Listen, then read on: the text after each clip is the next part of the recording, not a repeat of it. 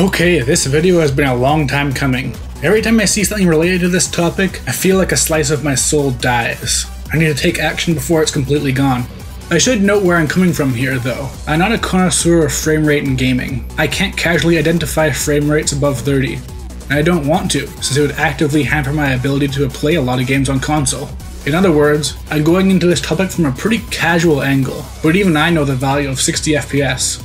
See, basically my goal here is to address some common things I see said about frame rate, in the hopes of getting some people to understand it just a little better. Let's start with the most fundamental part of this.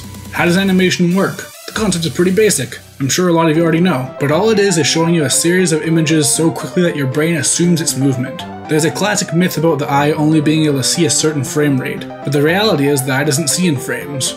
Real life is not a series of images, it's real motion. But a lot of people's minds have different capacities for filling in the gaps between frames.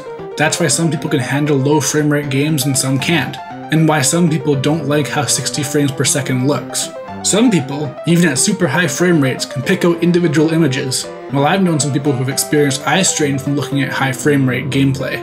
I think it's ultimately down to video game marketing teams and the fact that film has existed for so long that the way we look at frame rate is often distorted. Here's the first key thing to understand. The frame rate of a game and the frame rate of animation are two separate things. Animation frame rate simply determines the smoothness of the motion simulation, but with a game it's about responsiveness. A common thing I hear about 60 FPS games is that it seems like it's faster. It reminds me of that thing when someone asks you if a ton of bricks or a ton of feathers is heavier. In both, the hint is in the title. No matter how high the number, it's still frames per second.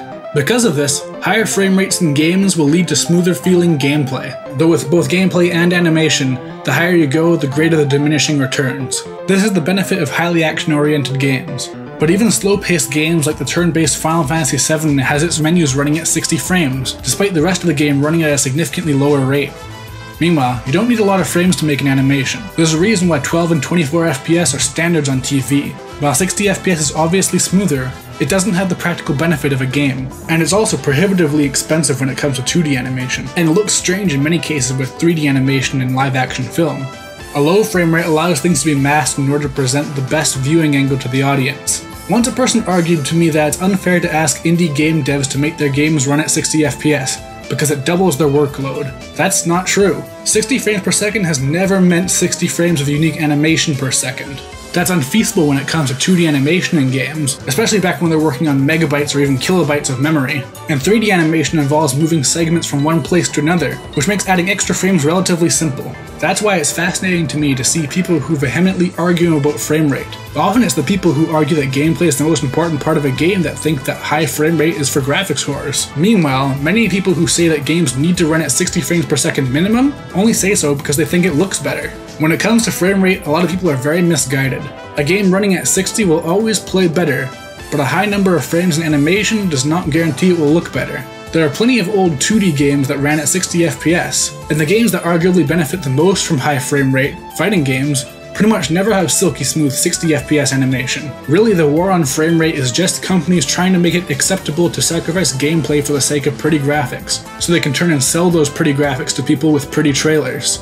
After all, if you cut the frame rate in half, you are literally halving the number of images that you need to render. Who cares if it makes the game worse if it makes the trailer look better?